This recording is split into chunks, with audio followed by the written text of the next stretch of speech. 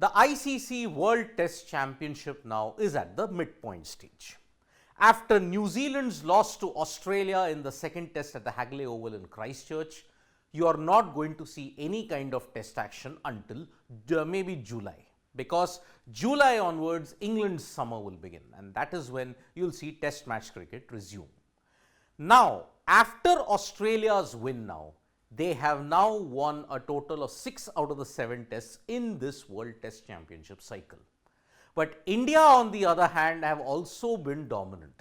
And that is why, if you look at the current ICC World Test Championship points table and the percentage points, it makes for a rather interesting reading, because India are 68.51 following their 4-1 series win against England.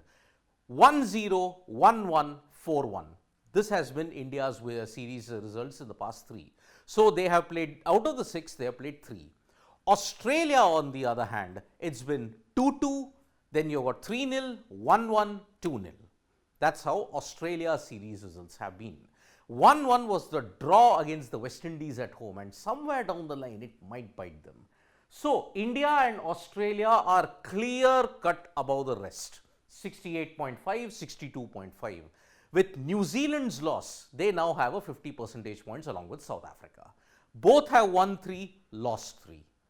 And if you look at the rest of the pack, Pakistan with 36.6, West Indies with 33.3, South Africa with 25, England with 17.5, and believe it or not, mathematically England might still have a chance. They need a lot of other results going their way, because after this, you are not going to see any kind of test cricket until July.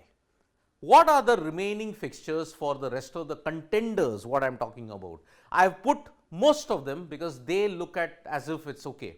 They will challenge for the top 2 spots. I have not put the others because I feel that their situation might be slightly worse off than what we expected.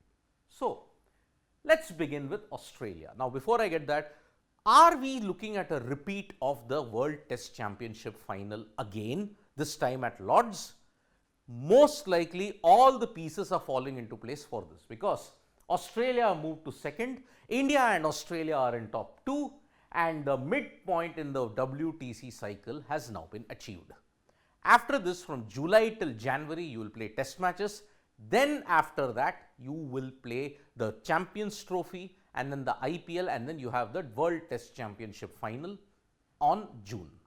India, Australia, maybe, because look at what are Australia's fixtures in the coming months. They have already played 4 out of the 6. So they have got Sri Lanka for 2 tests, and then at home is the BGT. 5 tests with India. That once again might be a preview to your final of the ICC World Test Championship. 5 tests from November to January. Maybe this is when you'll see India and Australia battle it out. And after that, maybe after 4 to 5 months, India versus Australia again, this time at Lord's. Total 7 tests are remaining for Australia in this cycle. They have played 5 against England, they drew that 2-2. They played 3 versus Pakistan, 2 each against West Indies and New Zealand. And that's why it's going to be a very, very tricky assignment, especially Sri Lanka, where in the last 2 WTC cycles, it's been 1-1. Beat that. What about India? India, incidentally, are going to play more tests. They are going to play a total of 10 tests in this remainder of the cycle, because they will play 3 tests versus New Zealand. It will start around September, October. Bangladesh will be 2 tests. And then you've got the BGT. Australia, 5 tests away. Their 2 away series in this cycle is already done. West Indies 1-0, South Africa 1-1. Australia will be the final. Then if you look at the home series, only 1 has happened against England, so they'll play 2 in the remainder of the cycle versus New Zealand and Bangladesh. Even New Zealand, let us make no mistake about it, they may have lost 2-0, but because they beat South Africa also, and they also managed to win in Bangladesh, they are somehow, some way still there. But the remainder of the assignments is not going to be easy for them, because they take on Sri Lanka for 2 tests, then they take on India 3 tests, both are away, and then they end their cycle with 3 tests against England. That might be a dampener for them, because England on these kind of wickets, and also if you look at it, the past record that is there in the last two series, England have held the advantage over New Zealand. Now, the one team that can potentially upset an India versus South Africa, India versus Australia final is South Africa. Believe it or not. I am saying why is that? Because they have got the easiest of the fixtures. One of their tough fixtures they managed to draw at home, which was against India. Now, they've lost to New Zealand, but apart from that, the rest of the series, if you look at it, it's pretty easy for them. South Africa will go away to the West Indies. Then they'll go away to Bangladesh. Two teams against whom they have a good record. But against spinning conditions in Bangladesh, maybe they might struggle. But their actual home summer is actually going to tilt it in their favor. 2-3 tests versus Pakistan, we don't know the number. 2-3 tests versus Sri Lanka. Now, South Africa could easily get past all the 4 teams and still be in contention for the World Test Championship final.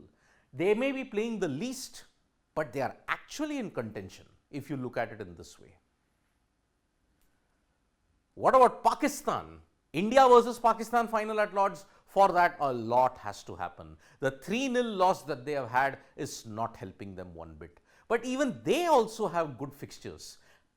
You have to understand, they have already played 2 series, but those 2 series have been away series. Sri Lanka, they beat 3-0, but they lost 3-0 to Australia.